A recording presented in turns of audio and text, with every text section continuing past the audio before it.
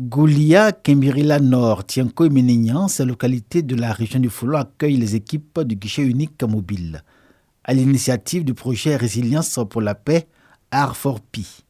Leur mission, donner aux propriétaires de motocyclettes et tricycles les documents afférents à leurs engins.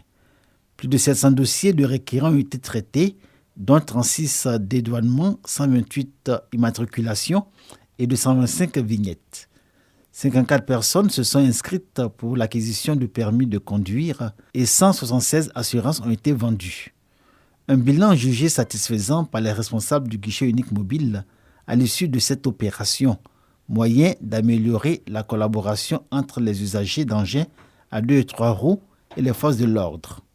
Au-delà du résultat, en termes de chiffres que nous avons atteints et que nous avons publiés, c'est beaucoup plus le résultat en termes de changement de comportement, qu'il y a eu 1000 personnes qui ont eu les documents.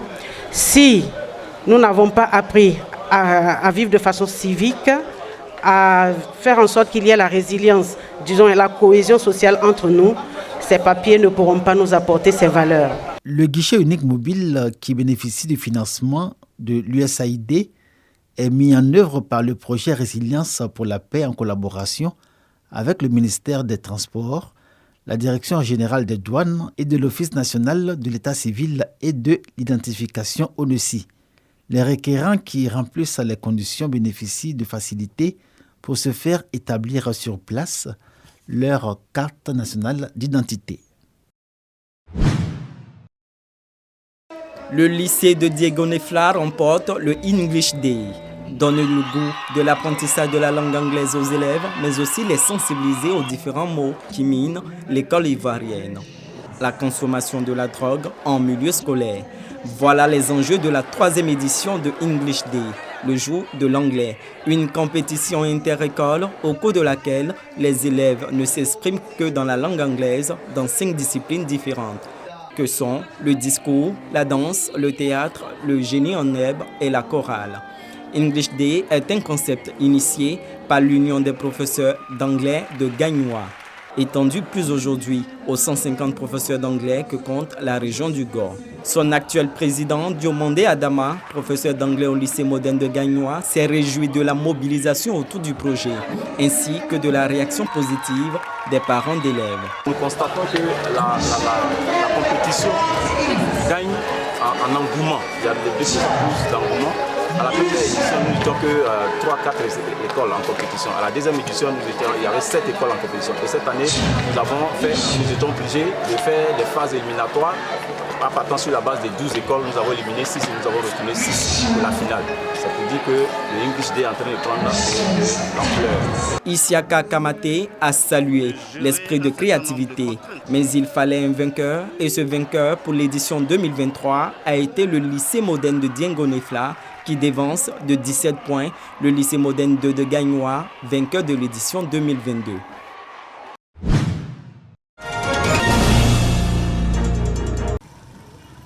Dans toutes les localités qui composent le Kabadougou jusqu'à Oudjéné, chef-lieu de région, la mobilisation des populations était à la mesure du sens et de la portée de ce qui sera vu.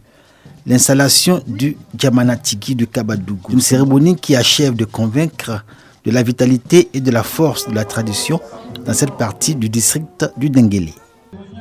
Le respect de nos us et coutumes est une valeur cardinale, très fière d'être là pour accompagner la région sœur. Dans le Kabadougou, la tradition rythme l'existence des populations. Ceux qui en sont les dépositaires aujourd'hui, héritiers légitimes de leurs pères, grands-pères, aïeux et aïeules, se font le devoir de la conserver et d'en transmettre les valeurs à la nouvelle génération. Nous pensons que toute la population, dans son entièreté, se mettra derrière le nouveau chef pour pousser, comme je l'ai dit tantôt, notre région pour que nous soyons vraiment au devant du développement. Le rituel est bien orchestré. Le nouveau Djamanatigi est couvert de bénédictions faites par le Dougoutigi L.A. Djamoriba Touré, chef central d'Odjéné. Vient ensuite le tour du Siginani qui implore le Tout-Puissant de guider le Djamanatigi pour qu'il assure sa charge dans la droiture, la courtoisie et avec humilité.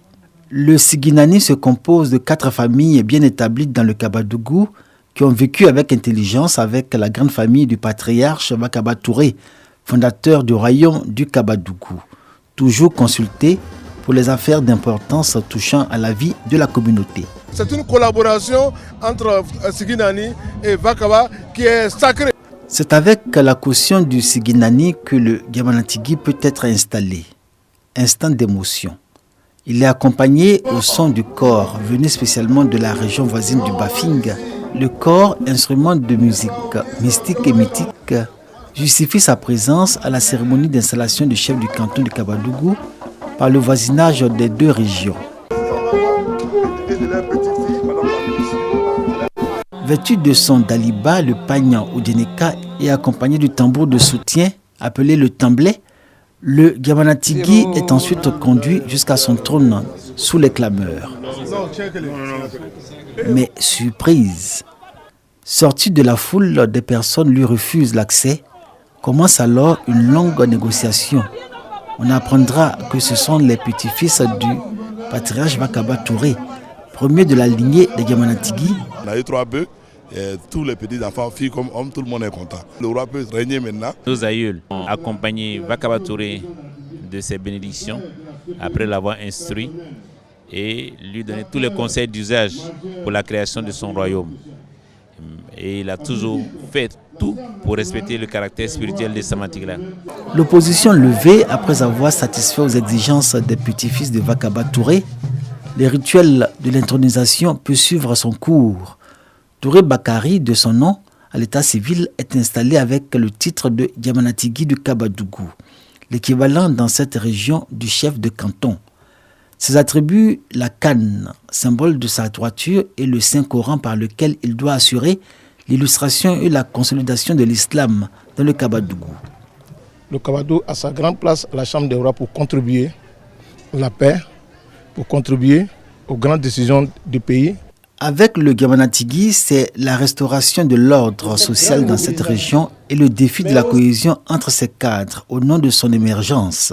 Exigence au regard de ce qui est attendu de la chefferie traditionnelle aujourd'hui en Côte d'Ivoire. Vous devez être présent à ses côtés. Ainsi, vous arriverez à contribuer à construire justement cette grande région dans la paix et dans la joie. Le nouveau Giamanatigi, petit-fils de Vakaba Touré, dispose d'un cadre de travail adapté et approprié. Une maison de la chefferie, Giamanatigiso en langue malinké. Maison qu'il a pris plaisir à faire découvrir à ses invités de marque. Après Abidjan, la ville de Bouaké abrite la cérémonie de dédicace du livre Ibrahima Fani, disciple d'Alassane Ouattara du sport à la politique. Une œuvre autobiographique qui retrace le parcours de l'ancien député-maire de la commune de Bouaké, de son enfance à l'adolescence, de sa vie professionnelle en passant par sa vie politique et spirituelle. Cette cérémonie de dédicace a réuni autorités administratives, cadres, amis et connaissances, ainsi que la famille biologique et politique du disciple d'Alassane Ouattara. Co-auteur de ce livre, Alakwame Nekoulibaly Ibrahim, occasion pour le correspondant de presse de rendre hommage à Fani Ibrahima, grand militant de première heure du RDR, pour son engagement, son dévouement, son abnégation au travail et son amour pour son mentor, en qui il incarne certaines valeurs. Si vous n'écrivez pas l'histoire du RDR et du RHDP, chers cadres du RHDP, d'autres l'écriront à votre place. Et les générations futures ne retiendront que l'histoire écrite par vos adversaires. Faute pour vous d'avoir refusé d'écrire, il faut féliciter Fani Ibrahima, qui a osé franchir le pas en écrivant ses mémoires. Cette œuvre, en cette année de la jeunesse proclamée par le chef de l'État, son Excellence Alassane Ouattara, est destinée également aux jeunes. Fani Ibrahima les exhorte au travail bien fait. Il cite un nombre de vertus qu'il faut posséder pour réussir dans la vie. Amadou Kone traduit sa reconnaissance à Fani Ibrahima pour tout ce qu'il a apporté au RDR et au RHDP aujourd'hui, avant d'inviter les jeunes à s'approprier le livre. On ne peut pas être un bon homme politique. Et si Fani, jusqu'à aujourd'hui, est resté cette personnalité adulée ici à Bouaké, c'est aussi la preuve qu'il aime les autres. Je voudrais donc vous remercier et remercier Fani pour cette leçon politique, d'engagement Au cours de cette dédicace, plusieurs témoignages sur la vie de Fanny Ibrahima. Paru aux éditions SIM, l'ouvrage compte 171 pages avec un album photo.